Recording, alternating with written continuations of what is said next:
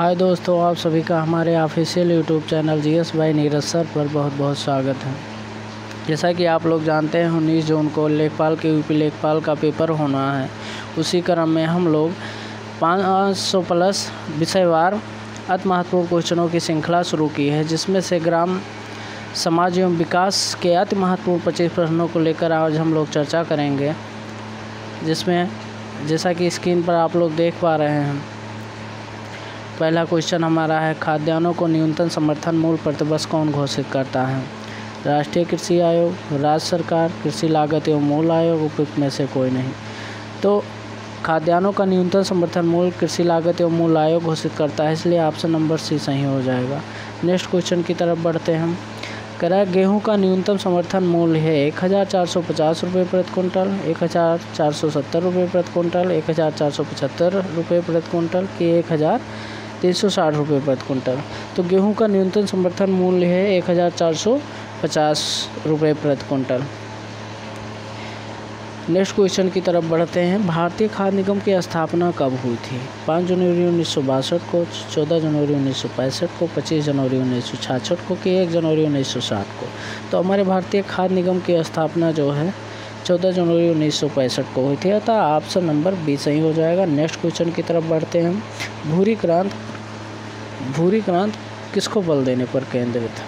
चाय और कॉफ़ी के उत्पादन में वृद्धि, कच्चे चमड़े के उत्पादन में वृद्धि, उर्वरकों के उत्पादन में, उपयुक्त में से कोई नहीं। तो भूरी क्रांति जो है उर्वरकों के उत्पादन में वृद्धि से संबंधित होती है, इसलिए ऑप्शन नंबर सी सही हो जाएगा। नेक्स्ट क्वेश्चन की तरफ बढ़ते हैं। भारत के किस राज्य में गेहूँ का सर्वाधिक उत्पादन होता है? उत्तर प्रदेश, हरियाणा, मध्य प्रदेश, पंजाब। उत्तर प्रदेश में, भारत के उत्तर प्रदेश में गेहूं का सर्वाधिक उत्पादन होता है, अतः ऑप्शन नंबर ये सही हो जाएगा। नेक्स्ट क्वेश्चन की तरफ बढ़ते हैं। स्वदेशी हल है जुताई का एक द्वितीयक उपकरण, नम धरती का एक कुदाल, एक बहुउद्देशीय उपकरण, जुताई का एक प्राथमिक उपकरण। तो स्वदेशी हल जुताई का एक प्राथमिक उपकरण होता है, इसलिए ऑप्शन नंबर डी सही हो जाएगा। नेक्स्ट क्वेश्चन देखते हैं। ईख की अस्थायी किस्म की फसल अवधि क्या है? 14 माह, 18 माह, 22 माह कि 8 माह।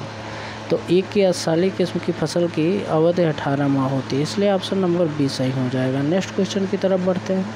भारत में लगभग 90% सिंचाई क्षेत्र किसके अंतर्गत आता है? बॉर्डर प्रणाली, चेक बेसिन, स्प्रिंकलर, सतही सिंचाई। ये सारी जो है सिंचाई प्रणालियाँ हैं। तो सतही सिंचाई जो है भारत में लगभग 90% सिंचाई क्षेत्र के अंतर्गत आता है, इसलिए ऑप्शन नंबर डी सही हो जाएगा। नेक्स्ट क्वेश्चन की तरफ बढ़ते हैं। निम्नलिखित में से कौन सा वृक्षीय सब्जी है? बसेला, मेथी, करी पत्ता, भारतीय पालक। तो वृक्षीय सब्जी में हमारा करी पत्ता आता है, इसलिए ऑप्शन नंबर सी सही हो जाएगा। नेक्स्ट क्वेश्चन की तरफ हम लोग देखते हैं। भारत में कुल कितने गाँव हैं? 5,97,464, 5,77,698 कि 6,40,930 की उपयुक्त में से कोई नहीं। तो हमारे भारत में कुल 6,40,930 गाँव हैं, ऑप्शन नंबर सी सही है। नेक्स्ट क्वेश्चन देखेंगे, बहुत अच्छा क्वेश्चन है। तेज़ हवा की गति कितनी होती है? 20 मीटर प्रति घंटा, 30 मील प्रति घंटा, 40 मील प्रति घंटा, 15 मील प्रति घंटा। तो तेज़ हवा की गति जो होती है 30 मील प्रति घंटा होती है, तो ऑप्शन नंबर बी सही हो जाएगा। नेक्स्ट क्वेश्चन हम लोग देखेंगे। भारत में कितने प्रतिशत ग्रामीण घरों को बिजली सुलभ है? हमारे भारत में कितने प्रतिशत ग्रामीण घरों को बिजली सुलभ है? 52% ग्रामीण घरों को, 60% कि 56%। तो हमारे भारत में 56% ग्रामीण घरों को बिजली सुलभ है, अतः ऑप्शन नंबर सी हमारा सही हो जाएगा। नेक्स्ट क्वेश्चन हम लोग देखते हैं। भारत के मिट्टी के तेल का खुदरा मूल्य क्या है? 25 रुपये प्रति लीटर, 28 रुपये 50 पैसे प्रति लीटर, 26 रुपये प्रति लीटर, उपयुक्त में से कोई नहीं। तो भारत के मिट्टी तेल का खुदरा मूल्य 28 रुपये प्रति लीटर है, तो ऑप्शन नंबर बी सही हो जाएगा। नेक्स्ट क्वेश्चन हम लोग देखते हैं। जनगणना 2011 के अनुसार ग्रामीण भारत की आबादी है 83.3 करोड़, 73.3 करोड़, 37.3 करोड़, उपयुक्त में से कोई नहीं। तो हमारा ऑप्शन नंबर ये सही हो जाएगा। जनगणना 2011 के अनुसार ग्रामीण भारत की आबादी 83.3 करोड़ है। नेक्स्ट क्वेश्चन हम लोग देखेंगे। बहुप्रचलित सिंचाई का स्रोत है ट्यूबवेल, तालाब, कुआं, नहरें। तो यहाँ से हमारा ऑप्शन ये सही हो जाएगा। ट्यूबवेल बहुप्रचलित सिंचाई का स्रोत है।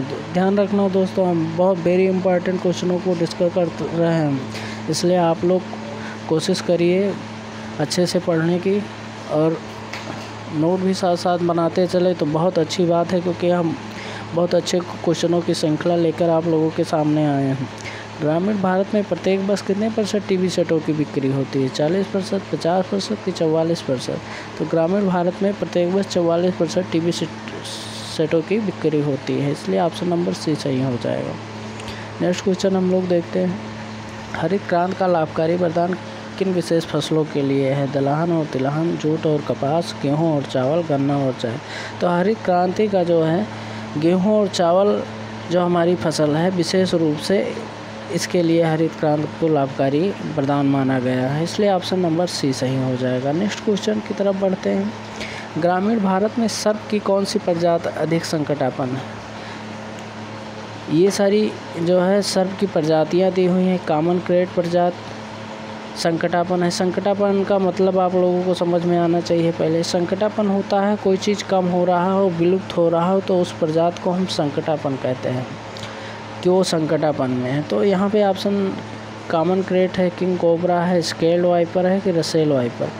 तो रसेल वाइपर जो है ग्रामीण भारत में सर्प की ऐसी प्रजाति है जो संकटापन है, विलुप्त हो रही है, अतः ऑप्शन नंबर डी सही हो जाएगा। नेक्स्ट क्वेश्चन हम लोग देखेंगे, अधिया और बटाई शब्दों का प्रयोग किस अभिप्राय से किया जाता है?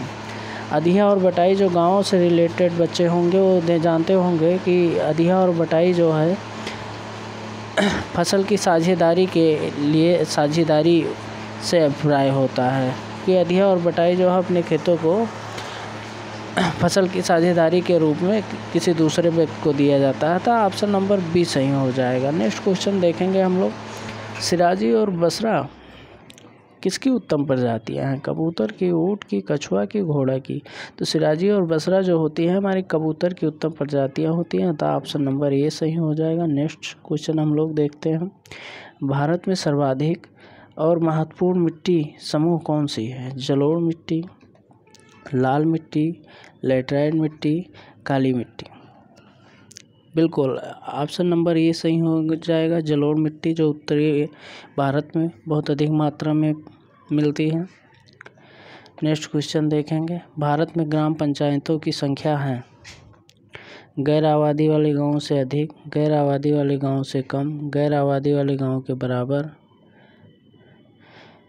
कि आबादी वाले गांवों के बराबर?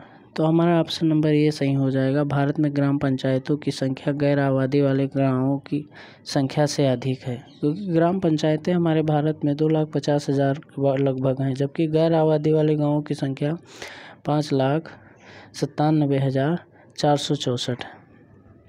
अतः हमारा ऑप्शन नंबर ये सही हो जाएगा। नेक्स्ट क्वेश्चन देखते हैं, गूटी का प्रयोग आमतौर पर किसके संवर्धन के लिए किया जाता है? लीची के लिए, अनानास संवर्धन के लिए कि आम संवर्धन के लिए, कि आम संवर्धन के लिए कि पपीता के लिए संवर्धन के लिए? गूटी का प्रयोग जो है लीची संवर्धन के लिए किया जाता है, तो ऑप्शन नंबर ये सही हो जाएगा। नेक्स्ट क्वेश्चन देखते हैं, केंद्रीय आलू अनुसंधान संस्थान कहाँ स्थित है? फैजाबाद, शिमला, शिमोगा, लखनऊ? जैसा कि हम लोग जानते हैं 1945 में शिमला के कुफरी में जो है आलू संस्थान की स्थापना की गई था, ऑप्शन नंबर बी सही हो जाएगा। नेक्स्ट क्वेश्चन देखते हैं, पकते ही हरा टमाटर क्यों लाल हो जाता है? पानी के अनुपात के कारण, पकते समय तापमान में परिवर्तन के कारण, क्लोरोप्लास्ट के क्रोमोप्लास्ट में बदलने के कारण? क्लोरोप्लास्ट के क्रोमोप्लास्ट में बदलने के कारण पकते ही हरा टमाटर लाल हो जाता है, अतः ऑप्शन नंबर सी सही होगा। तो ये रही हमारे आज के 25 महत्वपूर्ण क्वेश्चनों की श्रृंखला। अब हम लोग नेक्स्ट वीडियो में देखेंगे। ठीक है, थैंक यू।